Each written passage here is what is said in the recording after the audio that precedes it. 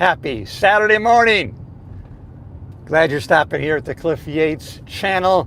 If you haven't already subscribed to the channel, you're probably just stumbling across me, maybe in the shorts feed. That's why I like to go live in vertical mode on YouTube, because it shows up in the shorts feed and I get to connect with people who aren't already subscribed to the channel. Glad you're here. Saturday morning, I'm heading now to the tennis club. I'm going to play tennis this morning. It's the one thing that I like to do for play. I'm not competing. I'm interacting with other people. It's kind of a social event together with physical activity, and I think it's pretty much been proven by a couple scientific studies that racket sports will increase your longevity, decrease the likelihood that you're going to get dementia, and so why not play it? And I believe in that, because in tennis, which I didn't pick up until I was 59 years old, in tennis, you have to constantly be analyzing, so your brain is working, focused intensely on the tennis ball, what direction it's coming in, where it's going, what is the speed, and at the same time activating your body to respond to that tennis ball and move your body to be in a position to hit it. So your body-mind connection is so intertwined and activated to a high level that it can't be anything but good, not just for your body, but also for your mind. And boy, that it's never more clear than when you play tennis, pickleball, any racket sports. And so I've been enjoying playing tennis. When I first started playing tennis, I just liked singles because, well, I got a better workout. I ran around a lot. You really have to do a lot of running when you're playing singles. And I always said, I don't like doubles. That's for people who are fat. They don't want to move a lot.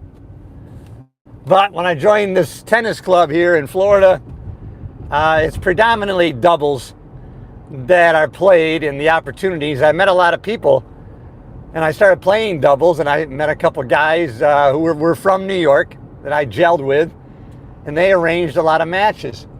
And so now I've come to love doubles, because really, not just physically, but the social aspect of doubles in tennis is really tremendous. But hey, I'm glad you're here. However you're finding the content, hey, subscribe to the channel. You're not going to be disappointed. All my stuff is going to be always self-improvement, creativity, positivity, mindset change. That's what I study. That's what I'm into. That's what I know a lot about. That's the kind of things I put into practice, and I've got such great results. I get excited about sharing it with other people. So hey, glad you're here. Hey, thanks for saying hi this morning. Good. Love the interaction. Hey, listen, it's all about field training, a great life. That's right, getting out in the field. I got out in the field last night, right? Went out to dinner, party of one myself, met some great people at a local restaurant, and got to know them a little better, my second time in the place. And from there, I went to a place in downtown Melbourne called Whiskey Business.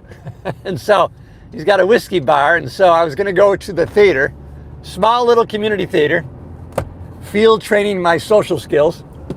And I met with the owner there, Neil, who I've met a couple times.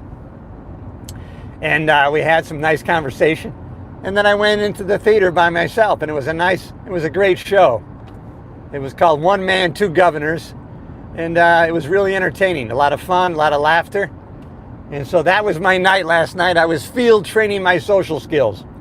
That's what's great about life. Not only learning these social skills, but field training. Get out in the field. We can practice these things all the time. And there's nothing more fun than getting out there, engaging with other people. And really, it's about changing our philosophy, or maybe rehabituating philosophies that we've adopted in the past that are positive, that we can always reinforce by what? Repeating. Spaced repetition, the mother of skill. You know, there's a couple different philosophies we could take. I like the Matthew McConaughey philosophy. And Matthew McConaughey, I can't even say his name this morning. Saturday morning. That's why I like going live. I leave all of the mistakes are left in. Matthew McConaughey. Yes. His philosophy is everybody he meets starts at 100%. He trusts them 100%. He gives them 100% trust. And so they can only go down from there. He puts them at the top to start with. They have to prove to him that they're not worthy of 100% trust and likability. Where most people are suspicious of other people, right? Especially cops. I'm a retired police officer after 35 years. And so a lot of cops, having been around bad guys, know criminals, and they dealt with criminals, like even non-cops, they look at people, right? You have to earn my respect. You start at the bottom, and then you can earn your way up. I like the philosophy of putting everybody at the top. They have to earn their way down. What if that was your philosophy? What if everybody you met were not strangers, but they were just friends that you haven't met yet? Wouldn't that be a different way of approaching people? And wouldn't that cause people to receive you differently? Because you're going to be coming at them on a different frequency, a different vibration, which you create internally by how you think, the emotions, your state predominantly is going to affect your vibration and your frequency. If you're a positive person, positive frequency, you're going to know when those people enter the room, enter your space, who are on a negative frequency, a negative bent. You're going to be repelled by them. You're not going to want to be around them. You may not even know why, but you're going to sense it because we're all receivers and transmitters of energy. Isn't that it's great to recognize that. And so listen, in today's day and age, I like to up my game. I want to be around A players. And we really have to challenge ourselves nowadays to be an A player. And what I mean by that is this. The bar is so low nowadays. Look at people even my age. I'm 68. Now I know my energy is of a 30, 35-year-old. But age 68, let's say you're 65 or older. If you're pretty fit, and if you have a positive attitude, you're energetic, and you want to engage with people, you've already separated yourself from 98% of all the other people your age.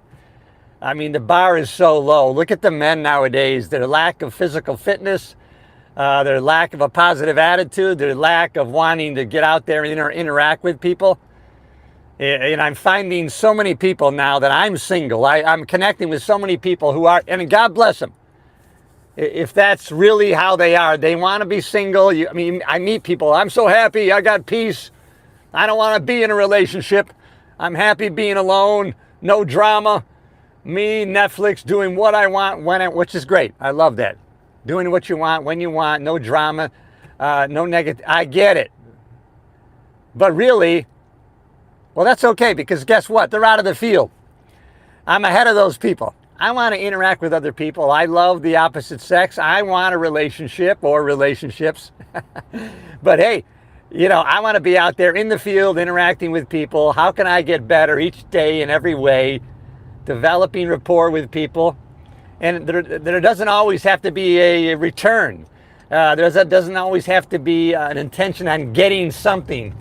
Sometimes just having a positive impact on somebody else in a positive way, even if it's just briefly, even if it's just in the grocery store in passing. If I can throw a smile somebody's way, throw a little joy on them, you know, it's not sliming, because you know what? It bounces back to you. It's amazing. It's like serving and giving. I never knew this until about 15, 20 years ago, when I realized, oh, I serve at the local church over here. My church is Coastline Community Church. So I serve on the safety team. All right, I'm serving, sacrificing time. I'm getting so much back, so much more back in return for serving. It's really like giving. And here's a philosophy I learned from Tony Robbins more than 20 years ago, right? Once you find out the benefit, the joy that you get from giving to other people, it's like when you pick up the check, an interaction. Hey, let's meet for lunch. Then you pick up the check, or you make sure on the way to the bathroom You catch the waiter or waitress and hey, I'm taking care of this. Run up the bill. And you get such pleasure out of doing it that you get in the habit of always doing it. And then other people, they try to pick up the check. Hey, let me get it this time. No, I got it. And then I had to realize, don't rob somebody else of the pleasure of giving. So I had to learn, every once in a while, I got to let somebody else pick up the check, right? I'm not going to rob them of the pleasure of giving. So I had to learn, okay, every once in a while, let somebody else pick up the check that wants to do it. Because I don't want to just hog the good feeling of picking up the check. Now, of course, you may know people, they never pick up the check. Their arms will never reach for that check. But that's more about who they are. And that's okay, because people will tell you who they are by their actions and what they say and do. And so believe them. I think that's a saying I've been hearing a lot lately. People tell you who they are, believe it. And so, listen, being an A player nowadays is more of a personal challenge to yourself because the competition is low. Being an A player, a high quality person, that is low competition. Yeah. People are, it seems like the baseline now, even if you're mediocre, you're above half of the population. Mediocre. Being addicted to mediocrity used to be a bad thing. Now, if you're mediocre, that's the baseline for people. I'm not going to be there. And I know you're not either, so subscribe to the channel because there's always new ideas and new ways of thinking. There's a whole different game. Things are always changing, and we have to be flexible. The most flexible person in the room wins. All right? Think back to when there was 1 hour Photoshops, right? They had a great business. They made good money. And then here comes digital film. All of a sudden, we're not developing film anymore. If you had a 1 hour Photoshop and you didn't adapt and change, you were gone. You were out of business because you did not change with the times. You were unwilling to change. I had a photographer back in Los Angeles when I was doing acting. He would do my headshots. He was a great photographer. He had a lot of clienteles. He has some famous people. You wouldn't know. Steve and Edie Gourmet. they're from back in the 60s, 70s. But anyways, I remember when everything was going digital and he was panicking. Cliff, everything's going digital. My business is going to be over pretty soon. I can do so much with a picture, in my dark room.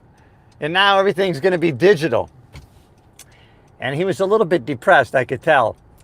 I went back to him a year later. This guy had totally gone digital. He had adapted with the times. He doubled his clientele. The excitement in his voice when he said, Cliff, you can't believe what I can do with the picture digitally. I can do so much more digitally than I could with film. It's unbelievable. And so that change in his paradigm, his way of processing and thinking was very exciting. He adapted and it was even better than before. Here he was fearful of change because our brain is set up that way, right? Once we understand the brain is always there, or our brain doesn't think. We think with our brain and we use our mind. And we use our mind and we can't see our mind. No one's ever seen a picture of the mind.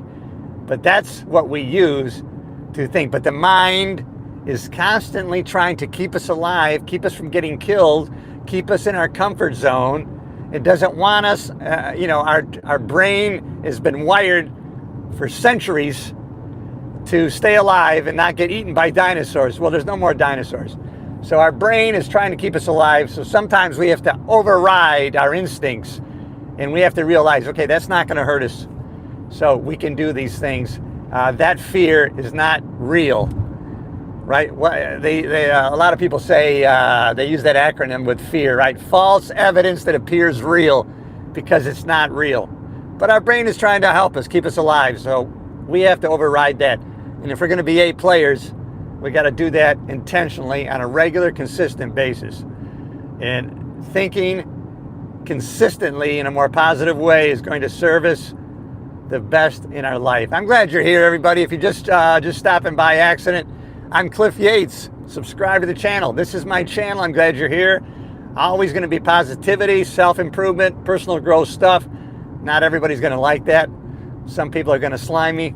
Doesn't matter. Other people's judgments or their opinions of us are none of our business. Remember that.